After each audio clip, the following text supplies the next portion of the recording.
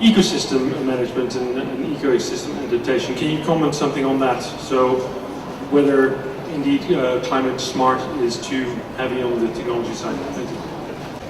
What disturbs us greatly at the moment is the fact that scientifically we know that the molecule chlorophyll denatures after 37 degrees.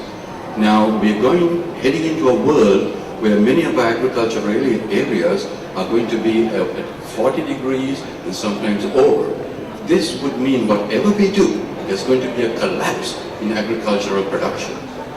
Have we addressed this? Because as a molecule, there's no way that we know at present science that we can tweak this.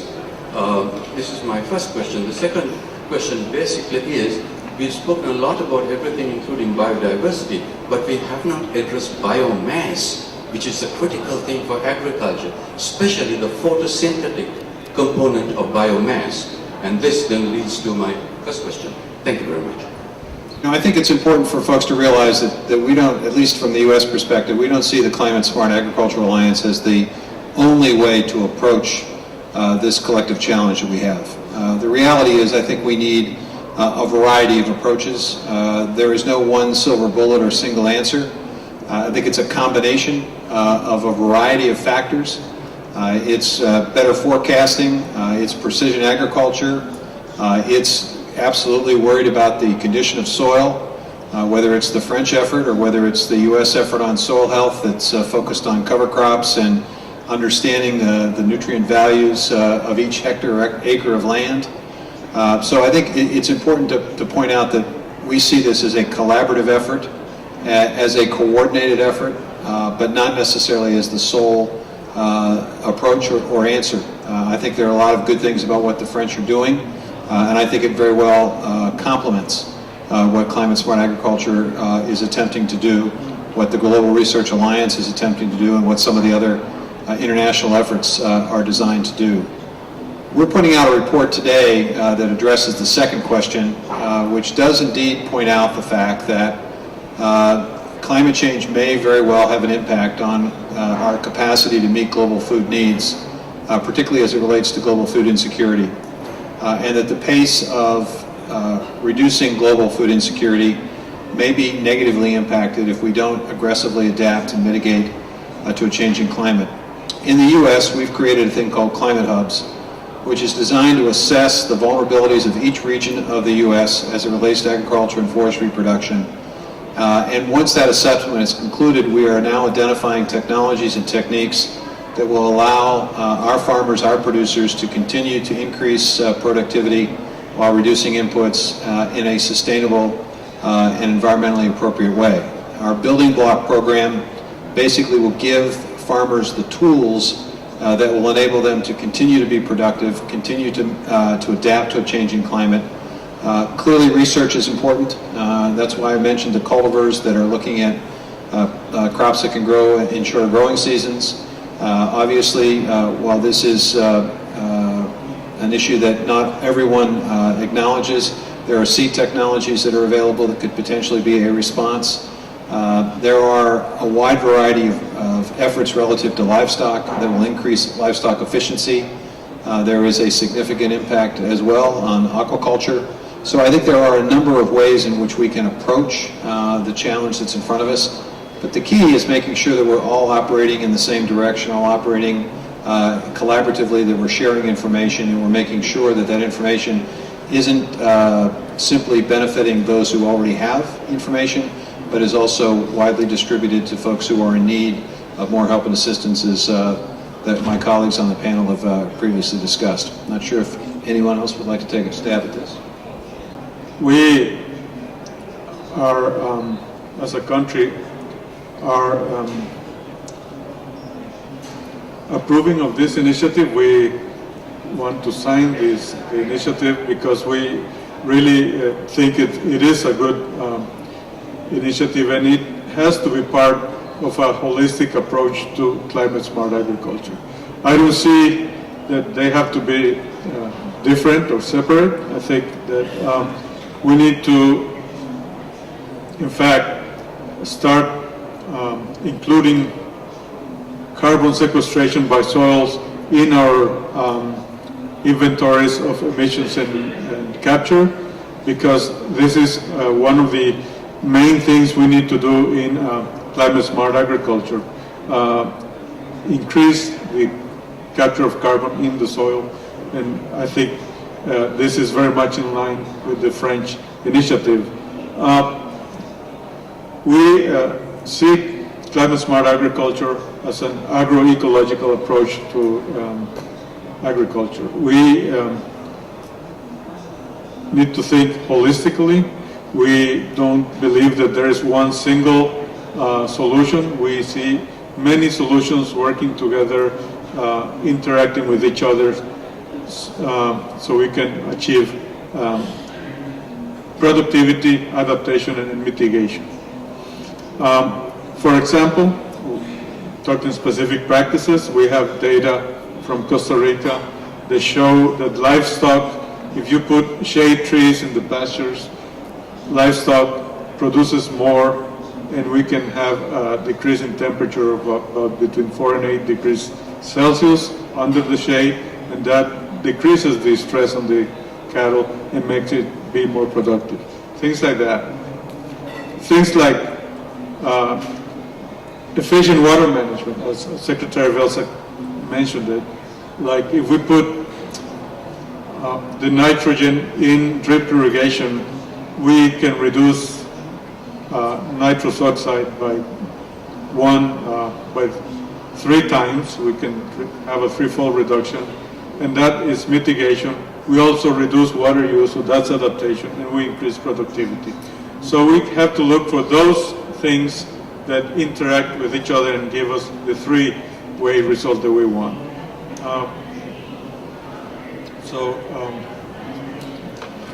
And finally, we need to do a better effort in mitigating, so we, in agriculture, can contribute a lot to global warming. When I do think also that there are different approaches, and especially taking into account very different circumstances in different countries. But I think that in any way, with any approach, we need to find the way to motivate farmers and businesses to carry out by themselves good idea. We transfer to them, and any climate smart technology must benefit farmers, especially small ones, the poor.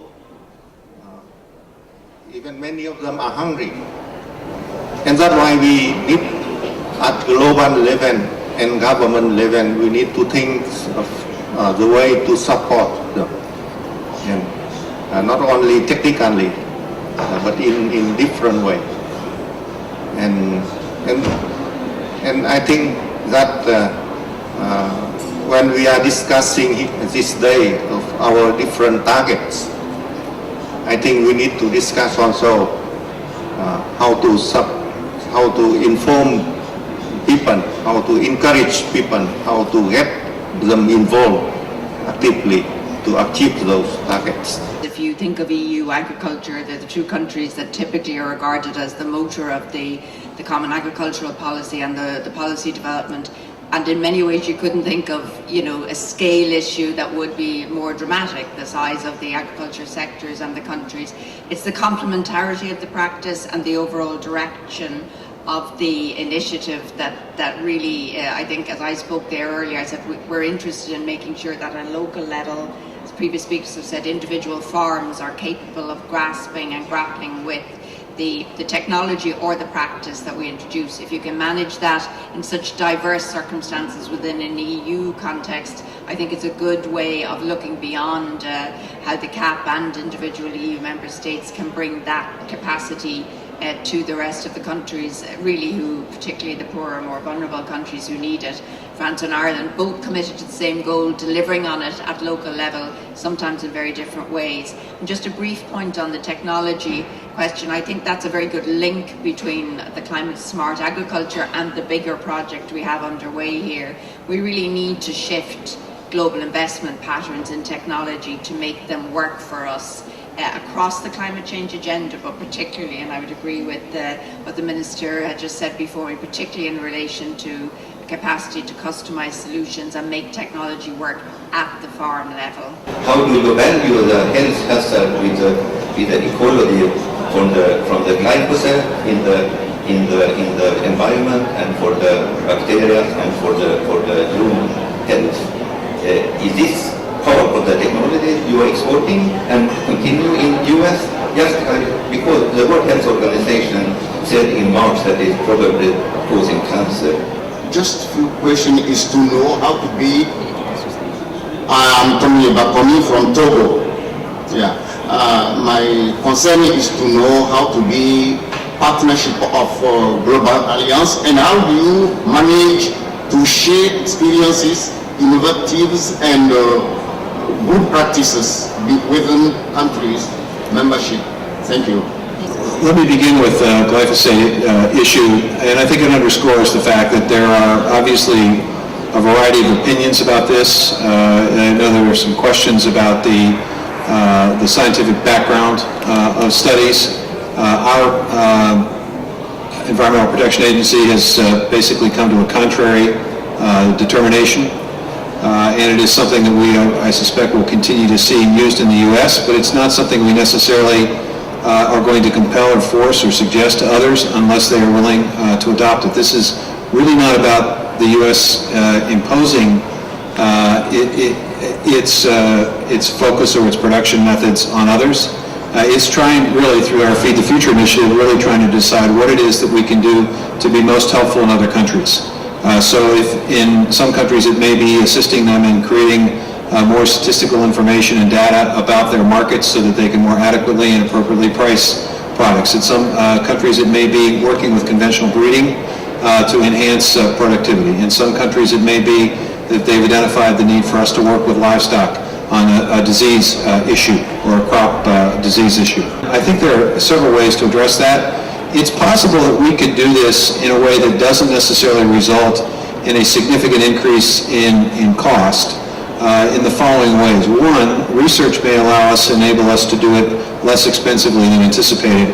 With precision agriculture, we're actually learning to do more with less. We're learning to do it with less inputs and less costs associated with it. So that may be one way of avoiding this premium. Secondly, there's the issue of trade. The report that we're issuing today is going to suggest that trade structured properly can be effective in helping address the issue of food security, providing additional choice and lowering the cost of food that's available, particularly in poorer countries. That's an option. And then finally, I think to the Minister's point, each country is going to take a look at how they might be able to provide the level of assistance and help for producers that encourages them to embrace these initiatives. In the U.S., it's a risk management tool. It's a sharing of risk. In some other countries, it may be support of a different kind. But I think it's clear that every country is going to look for ways in which they can keep their producers on the land and in the business and doing it in a more effective way. The market will obviously decide ultimately cost, and obviously consumers will have, to the extent they have choice, they'll be able to mitigate whatever costs might be associated with sustainable practices. I think our challenge is to figure out how to do all of that and not necessarily burden the consumer, particularly in poorer countries. We do know that if we don't mitigate and adapt, and I'll finish with this, we do know that if we don't adapt and don't mitigate, that the ability to get food to where it needs to get to make sure that food is available and accessible and properly utilized will be compromised. And if it is compromised, there will be price increases, and that may directly affect the number of people we can help and assist in moving from food insecurity to food secure. And I think that's one of the reasons why we're so anxious to get working why we're anxious to have this alliance, to try to find what works best for each individual country, and then provide the assistance, whether it's financial or technical, to make sure that farmers get that information and use it. My apologies, but we are over time, so if you could just be very, very brief. My apologies, Ministers. Thank you. Okay, I agree with Secretary Vilsack. I think that climate smart agriculture doesn't need to be more expensive. We have proved in our country that we can reduce inputs while increasing productivity by using the right technologies. But also, I would refer you to this document that I mentioned earlier, Wake Up Before It Is Too Late. Just look it up in the web, because the Chapter 5 has a whole chapter on trade rules as related to climate change, and it would be very interesting if you have a chance to go through it, because we don't have very much time to go through it, but I just leave you the homework to go and read the document. Yes. When I am from developing countries, when I talk of agriculture, I think of smallholders, very, very small, and they are the most vulnerable with climate change. And that's why I think that before we allow the market to find the way to respond, the government need to pay more attention to have agriculture sector, and I think that international community need to find the way to have developing countries and particularly farm sector in those countries. 2 seconds just to say a note of optimism maybe at the end, that certainly in terms of the premium that was mentioned from the floor, I think that we are looking at efficiencies coming directly into play in our own direct experience in Ireland, and that's something that we're trying to transfer in terms of the knowledge to the local markets, particularly in our developing countries. I'd also say optimistically that we've had to look at very big vested interests in car production and other markets like energy producers, and we have found that some of the challenges at the beginning have been overcome. So I would be slightly optimistic that particularly in climate smart agriculture there will be pathways through that won't mean such heavy interventions as might have been suggested. I'm going to take the prerogative of one additional comment, and that is a focus on food waste. A third of the food that's produced in this world today is not used for the purposes for which it was intended. In developed countries, it's often wasted and placed in landfills that creates methane. That can significantly help us address this global food security challenge in a changing climate. And in developing countries, it's working with developing countries to do a better job of post-harvest storage and better utilization of the food, so that if you reduce that food waste today, the 805 million people, there will probably be enough food to feed those 805 million. So food waste is also an issue that needs to be addressed and needs to be part of the conversation internationally.